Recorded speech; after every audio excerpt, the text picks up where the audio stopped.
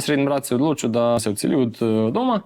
Je bilo kar tako mračno obdobje, srednji vek.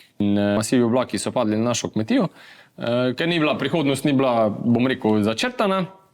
In smo se začeli pač pogovarjati, oziroma midva z Lauro Ljubljani, ker veliko debat je bilo na to, kaj zdaj sanjske službe, v Ljubljani smo ali prijema domov, ko dejansko vse na polano, vse postavljeno, samo roke manjkajo.